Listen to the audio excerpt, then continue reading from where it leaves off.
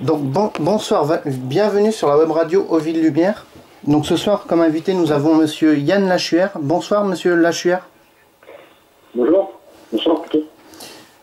Et Christine Lecoeur qui est animatrice sur la web radio Oville Lumière. Bonsoir. Donc monsieur Lachuer a 42 ans. Il est né à Champigny-sur-Marne et il a évolué au poste de milieu de terrain. Son parcours junior avant 1990, vous avez évolué à l'US Créteil. Est-ce que vous avez encore des contacts un peu avec l'US Créteil? Non, pas du tout. Pas du tout. C'est un club que j'ai quitté effectivement assez jeune, à l'âge de 17-18 ans, pour rejoindre la JOCR.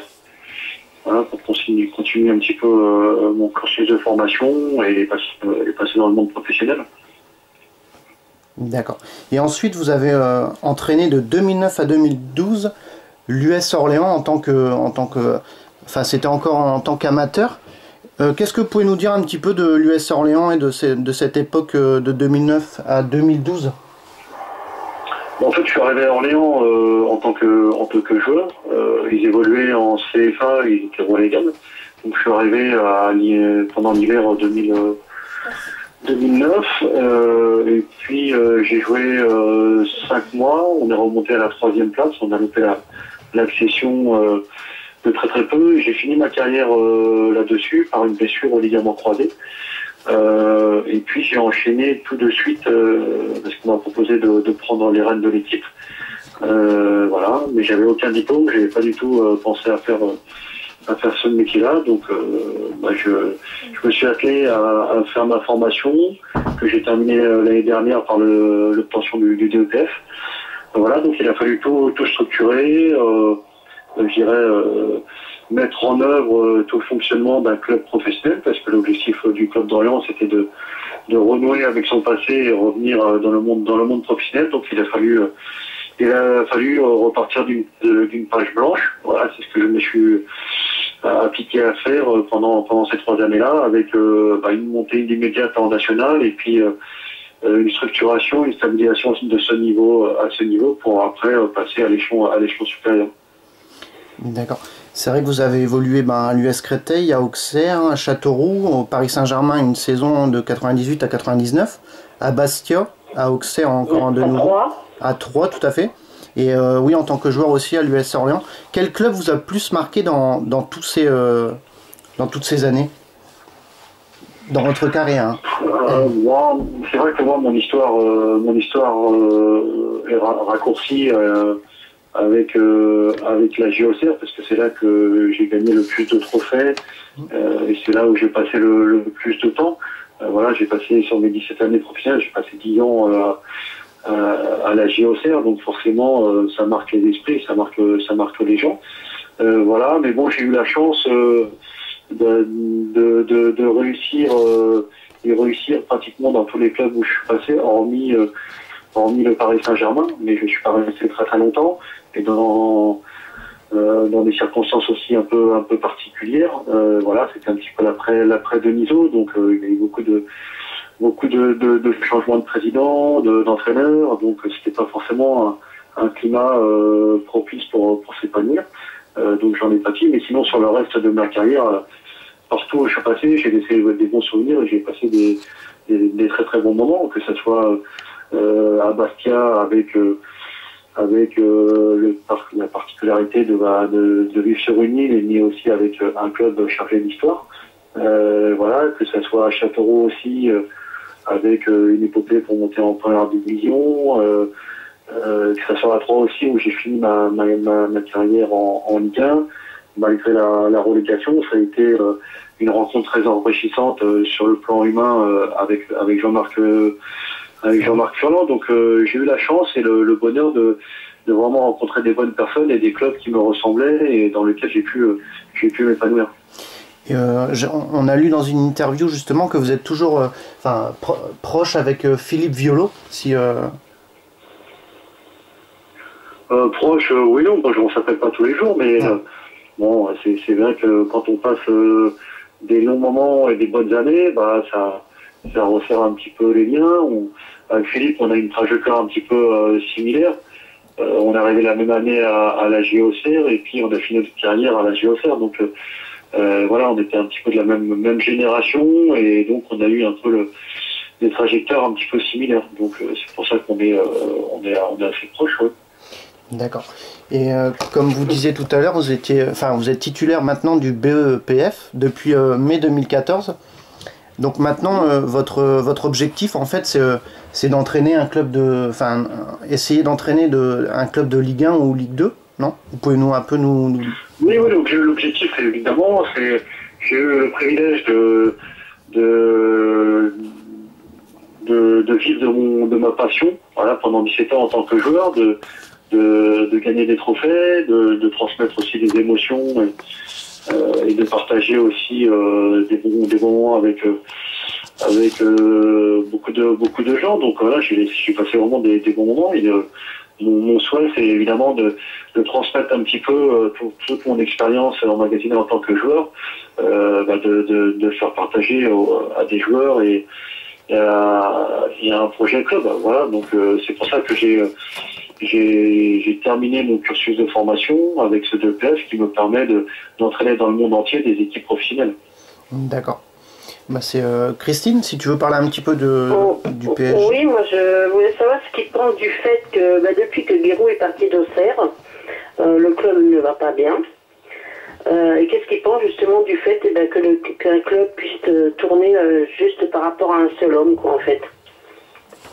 C'est toute la difficulté. Effectivement, quand vous êtes entre guillemets sous perfusion avec un seul homme, en fait, il n'était pas tout seul parce qu'il y avait Gérard Bourgoin qui s'occupait un petit peu du service commercial entre guillemets pour faire les transferts et les transactions financières. Et puis vous avez un gestionnaire hors pair avec M. Hamel. Donc c'était un trident qui est parti de rien et qui ont réussi à déjouer tous les pronostics et voilà. Mais c'est vrai que la problématique, c'est d'être sous permission d'un directeur sportif ou technique, voilà, et qui gérait tout, quoi. Donc qui laissait pas la place non plus à d'autres personnes pour amener des nouvelles idées. Bon, voilà, il n'y avait peut-être pas besoin parce qu'ils étaient déjà un petit peu en avance sur leur temps.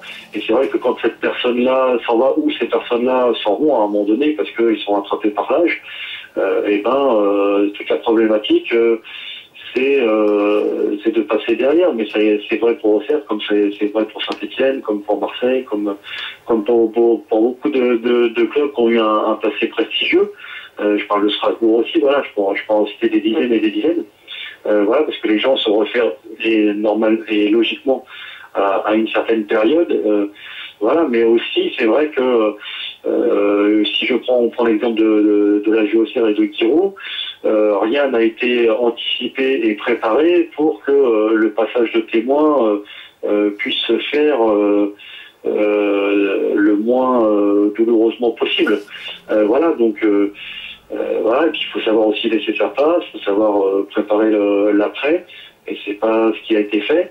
Alors après on me dit Giroud n'est plus là, c'est vrai que sur l'organigramme, il a plus sa place, mais il vit toujours à Auxerre et il est toujours présent dans les couloirs du stade. Donc son ombre plane toujours.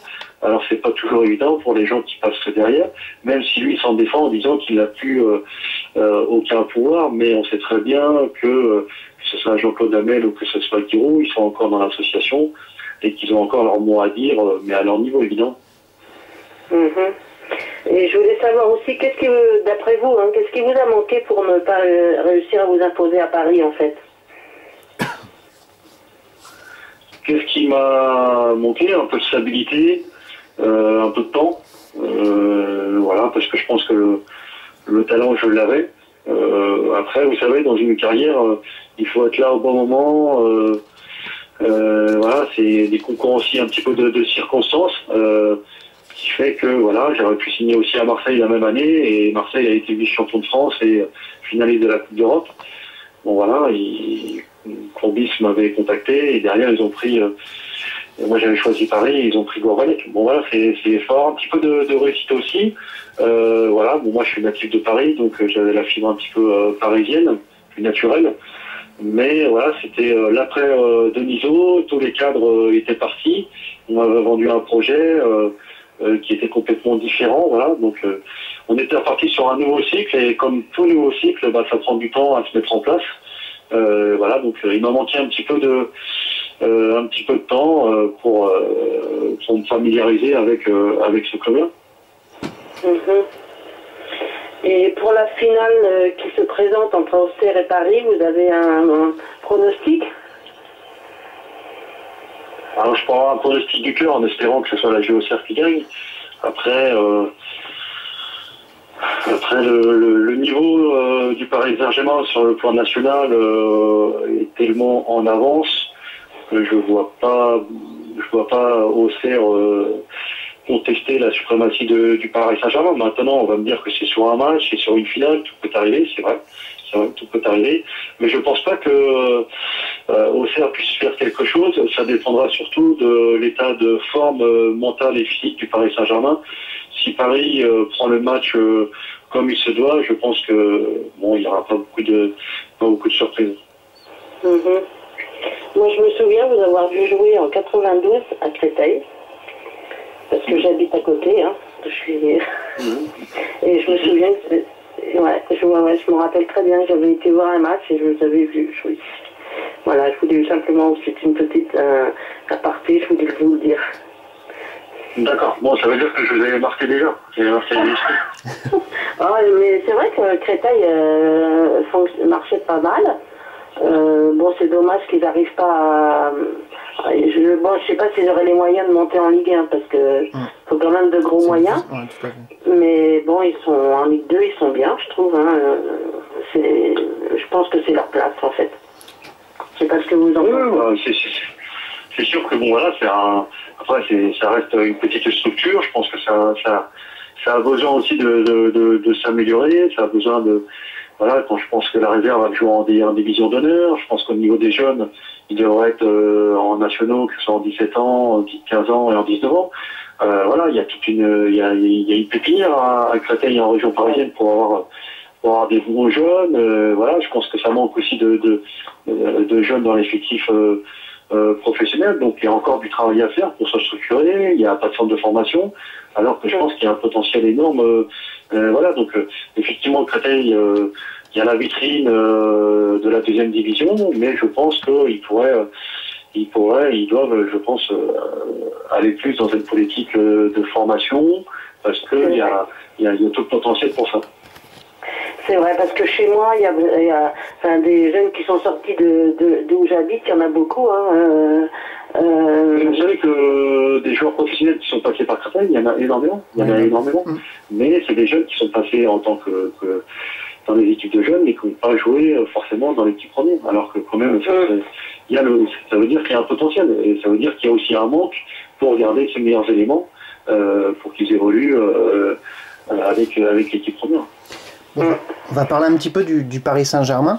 Comme la web radio est avant tout sur le Paris Saint-Germain. Qu'est-ce que vous pensez du projet du Paris Saint-Germain en fait? Je pense que c'est plutôt positif pour le football français d'avoir une locomotive qui va pousser le football français vers le haut. Voilà, après, comme dans tout projet, il y a des étapes intermédiaires pour arriver à ses fins, hein, comme on dit. Hein, il y a un proverbe qui dit Paris c'est pas fait en un jour, donc voilà, on parle du PSG, ça tombe bien. Donc voilà, donc il y a eu l'arrivée des Qataris avec une manne financière, mais qui est un petit peu ralenti avec le fair play financier. Mais voilà, je pense que ils ont attiré des grands joueurs, ça fait rêver, ça fait parler, ça fait polémiquer. Mais en tout cas, je pense que le football français a besoin d'avoir une locomotive comme ça et des investisseurs pour faire avancer le football français. Et justement, en Ligue des Champions, ils ont joué contre le FC Barcelone. Est-ce que vous avez remarqué un écart important entre les deux équipes ou alors qu'est-ce que vous pouvez nous dire un peu des deux confrontations entre Barcelone et le Paris Saint-Germain? Déjà, le premier constat qu'on fait, c'est que Paris n'a pas joué avec toutes ses armes. Donc déjà qu'avec toutes ses armes, je pense que ça a été compliqué. Donc là, mon analyse peut être tronquée parce qu'on va pouvoir parler pendant 2 heures, mais Paris n'a pas joué avec toutes ses armes. Donc évidemment, dès le tableau d'affichage et les contenus du match, bon voilà, il y a encore un monde entre le Barcelone qui reste sur 8 demi-finales sur les 10 dernières années et Paris qui reste sur 3 quarts de finale les premières saisons. Donc Paris veut rentrer dans ce quota européen, mais on s'aperçoit qu'il y a encore de la route et du chemin à faire et que Paris est encore un adolescent dans ce monde de la Ligue des Champions.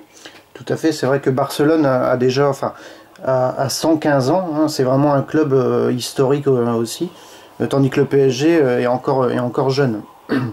Tu en penses quoi, toi, Christine? Tout à fait. Je pense que le PSG va y arriver. Il faut... Bon, et puis au match aller, il nous manquait quand même des joueurs importants. Ça serait peut-être pas passé comme ça s'il y avait eu ne serait-ce que Verratti sur le terrain. Mais moi je pense qu'il faut laisser le temps à Paris de mûrir et d'avancer, de se structurer et tout, et ils vont y arriver, c'est sûr. Tout à fait. Et on va parler un petit peu du championnat de France. Est-ce que vous pensez que le PSG, bon là ils sont premiers, mais est-ce que vous pensez que Lyon peut griller le titre au Paris Saint-Germain? Moi, les Lyonnais, bon c'est quand même une surprise d'aller voir à ce niveau-là. Moi, il faut repenser un petit peu à la offert avec les générations Mexel, Johnson, Capo, Cissé. Voilà, c'est des joueurs qui ont plusieurs saisons ensemble, puisqu'ils ont permis tous les échelons du club avec les équipes de jeunes, voilà, donc ils se connaissent parfaitement bien. Et puis ils arrivent à une certaine maturité pour la Ligue 1. Il y a un élan de fraîcheur, on les attendait pas là, donc voilà, tout leur sourit, et puis bon, c'est une équipe qui a du talent, donc je pense qu'avec leur calendrier allégé de Coupe d'Europe et de Coupe de France et de Coupe de la Ligue, voilà, ils ont plus que le championnat à se consacrer, et pour moi, ils sont des postulants crédibles pour ravir le titre de champion de France, évidemment. D'accord. Et j'ai une question d'un auditeur, là. Qu'est-ce que vous pensez de Laurent Blanc?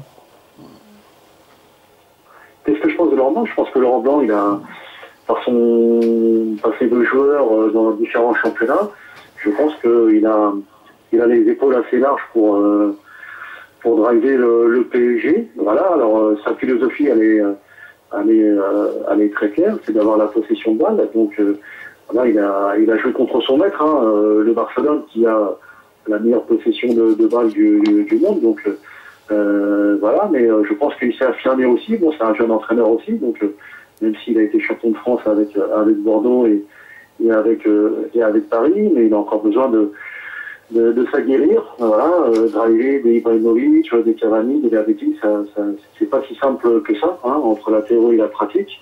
Même si on a été champion du monde et qu'on a un palmarès de joueurs qui parlent pour soi-même. Mais bon, entraîneur, il faut se remettre en cause et il faut s'imposer.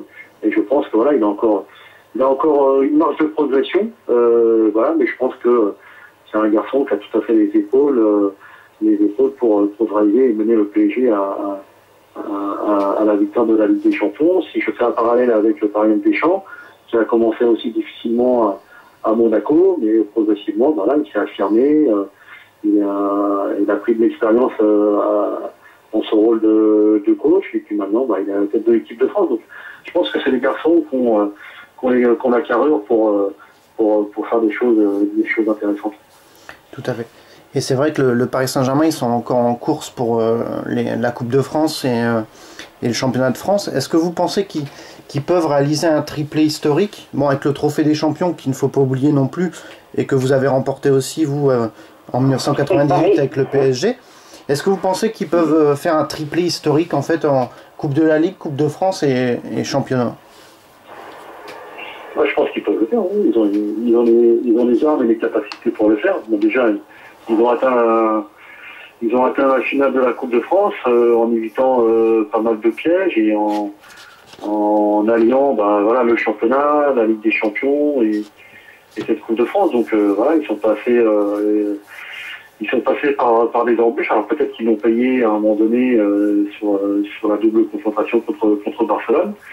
Mais voilà, c'est vrai que sans briller, notamment en championnat dans la première partie, depuis la reprise en janvier, ils ont quand même une certaine régularité et puis ils ont pris les rênes du championnat. Donc maintenant, est-ce qu'ils vont aller au bout? Je sais pas. Mais à l'heure actuelle, ils sont dans une position où ils peuvent effectivement faire le triplé qui a jamais été fait en France. Donc c'est pas non plus une mince affaire puisque ça n'a jamais été fait. Tout à fait. J'ai une question aussi d'un autre auditeur. Qu'est-ce que vous pensez de Pastore, comme vous avez évolué en milieu de terrain, de Pastore en fait? Pastore, c'est un garçon, je pense, qui a un leader technique. Voilà, c'est un petit peu un électron libre. Cette année, il a pris une dimension supplémentaire. Voilà, il s'affirme, il progresse. Il a surtout progressé en régularité, ce qui lui manquait un petit peu. Le potentiel, il a toujours eu. Mais voilà, un footballeur, c'est pas une machine, donc il a besoin aussi d'être en confiance, d'avoir des déclics de temps en temps pour passer des paliers. Voilà, c'est encore un jeune joueur et je pense que il a trouvé un petit peu sa place à Paris. Alors c'est vrai qu'il y a eu des hauts et des bas, mais en tout cas, ça devient un joueur très très complet, voilà, créatif, très intéressant. Après, il lui manque encore quelque chose pour devenir vraiment un top player, comme on dit, c'est de marquer plus de buts et de faire plus de passes décisives. D'accord. Et de Edison Cavani de Cavani, pardon. Ah, Cavani? Ouais. Mais Cavani, après, on peut aimer, pas aimer. C'est vrai que c'est pas un joueur qui va faire lever un stade, c'est pas un joueur techniquement au-dessus de la moyenne. Par contre, c'est un chasseur de buts, c'est un guerrier, c'est un compétiteur. Voilà, pour moi, voilà, je distingue des attaquants qui marquent pas de but et qui se créent des situations, et des attaquants qui sont jamais dans la surface. Voilà, Cavani, c'est un chasseur de but, c'est un finisseur. Alors effectivement, des fois il va en manger un petit peu parce qu'il fait tellement d'efforts, il est tellement généreux. Mais vous savez, quand vous êtes entraîneur et que vous avez un joueur qui se démène comme ça, il est toujours sensible un petit peu à ça. Voilà. Alors après, si on parle de gagner la Ligue des Champions, effectivement, avec Cavani, voilà, avec Lavetti, ça risque d'être compliqué, mais ça reste quand même des sacrés compétiteurs et des sacrés joueurs. Tout à fait. Christine, tu as encore quelques questions, non? Moi, non, bon, c'est vrai que moi, Cavani, il m'énerve un peu de temps en temps parce que, bon, c'est quand même un attaquant et puis, il joue souvent il y a parfois, je me demande s'il veut pas jouer à la place de Thiago Silva, quoi. Mais bon, c'est vrai qu'après, il fait trop d'efforts et puis quand il arrête devant le but, et puis, il a plus du tout la lucidité pour les mettre au fond, quoi.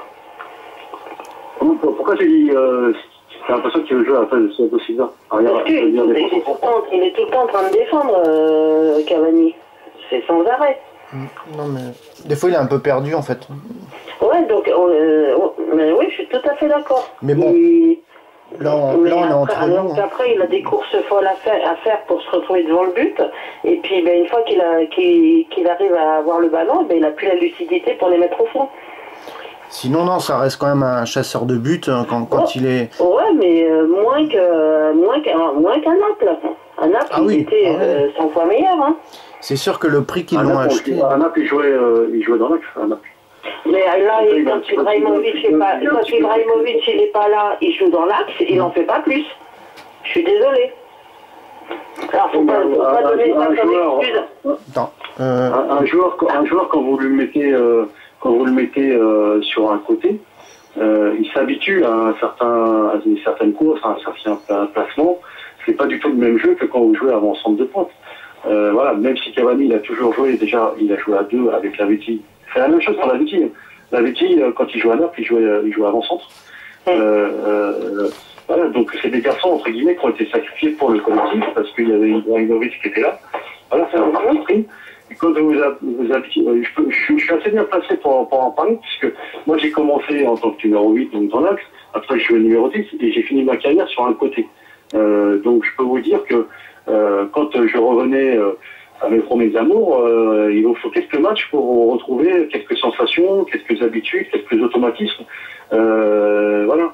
Et Cavani, on sait très bien que quand on le met à mon-centre, c'est parce que c'est pour remplacer les bras et c'est ponctuel. Donc, ce que je veux dire, pour faire la défense de Cavani, j'essaie juste d'expliquer que quand on joue à un poste, on se spécialise, il y a des courses, il y a des placements, il y a des automatismes, il y a un binôme notamment quand on joue sur le côté avec le latéral. Bon voilà, il y a des déplacements qui sont différents que quand on jouait avant-centre.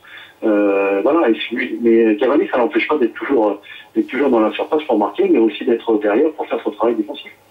C'est le rôle d'un joueur de couloir. Mais Cavani, on pourrait un peu le comparer un petit peu. C'est un joueur que j'ai vu qui vous a marqué dans votre carrière. C'est Djibril Cissé. Bon, après, c'est pas non plus le Djibril Cissé. Je peux pas comparer avec Cavani et Djibril Cissé, c'est pas la même chose. Non, ouais. Tu peux pas comparer Cissé, ça n'a rien à voir avec Cavani. C'est pas la même chose. Et qu'est-ce que vous pensez aussi de tous les commentaires actuellement au niveau de Salvatore Sirigu? Vous en pensez quoi? J'entends que Sirigu il fait pas une bonne saison. Voilà. Pour moi, un bon gardien, c'est pas le gardien qui va faire 15 arrêts. Pour moi, le bon gardien, c'est le gardien qui fait l'arrêt à 0-0, qui maintient ton équipe en match. Même si elle est menée, elle prend pas le deuxième parce que le gardien il fait l'arrêt. Pour moi, un bon gardien, c'est ça. C'est pas le gardien qui fait l'arrêt à 5-0 ou qui fait 25 arrêts dans le match. Pour moi, c'est pas ça un bon gardien. Un bon gardien, il a 2 ballons à toucher, il faut qu'il les touche, il faut qu'il les sorte. Et Sirigu cette année, il est pas au rendez-vous. Il n'est pas tout à fait. Sinon, j'ai une. C'était pas le cas l'année dernière. L'année dernière, elle a fait une bonne saison l'année d'avant, mais cette année, d'ailleurs, je crois que le classement des gardiens, le ratio des arrêts et des buts encaissés cette année, je crois qu'il est 34e sur 35 en Ligue des Champions. Donc voilà, les statistiques, on peut tout dire dessus, les faire mentir, mais à un moment donné, il y a aussi une réalité. Tout à fait. Si vous voulez, vous pouvez nous raconter un peu votre troisième activité. Je crois que cette troisième activité est sponsor du SC Bastia, non? C'est ça? Alors, c'est quoi ma première activité? C'est entraîneur. Ma deuxième, c'est laquelle? La deuxième, sur consultant sur... vous y êtes toujours consultant sur InfoSport Plus. D'accord. Et la troisième... Donc, la troisième, effectivement, j'ai rejoint un collectif d'indépendants, donc dans l'équilibre alimentaire et la nutrition sportive. Voilà, c'est une marque française qui s'appelle GNN International, associée à un laboratoire qui s'appelle Biotisané et qui est sponsor, qui a été sponsor du FC Tour en 2010 et cette année qui est sponsor du FC Bastia. Donc voilà, donc c'est de l'équilibre alimentaire. En fait, on part du principe que l'alimentation que l'on consomme, elle est sous-vitaminée, elle est dénutrie. Voilà, c'est parce que on est de plus en plus nombreux, parce que les sols sont appauvris, parce que il faut répondre à une demande. Les fruits et les légumes, ils ont plus les teneurs en vitamines qu'il y avait il y a 50 ans. Donc, NN International et Biotisané, ils ont créé une gamme alimentaire, voilà, qui est enrichie en 23 vitamines et minéraux et qui va venir compléter notre alimentation que l'on achète en grande surface. Voilà, pour apporter les apports nutritionnels que le corps a besoin, tout simplement. D'accord. Voilà, c'est une question de bon sens. Oui, voilà, donc ça concerne tout le monde, ça concerne monsieur et madame tout le monde, monsieur et madame, ça concerne les enfants, ça concerne les seniors, ça concerne les sportifs, ça concerne les gens qui veulent perdre du poids, ça concerne les gens qui veulent retrouver la forme, parce qu'on sait très bien que la nutrition et l'alimentation, ça contribue aussi à prendre soin de sa santé et d'être en bonne santé. Tout à fait, pour avoir une bonne hygiène aussi de vie, quoi. Christine, tu as encore des questions pour notre invité ou c'est bon? Non, c'est bon, ça va, oui. J'ai apprécié cet entretien. Moi aussi. C'est vrai que c'est toujours agréable d'avoir des invités comme Yann Lachuer aussi, qui est consultant aussi sur InfoSport Plus. Donc, il faut le dire aussi à nos auditeurs. Donc, merci beaucoup, monsieur Yann Lachuer, d'être passé sur la web radio aux Villes Lumière. Merci, au plaisir. Bonne continuation. Merci beaucoup. Au revoir. Au revoir. Merci, au revoir.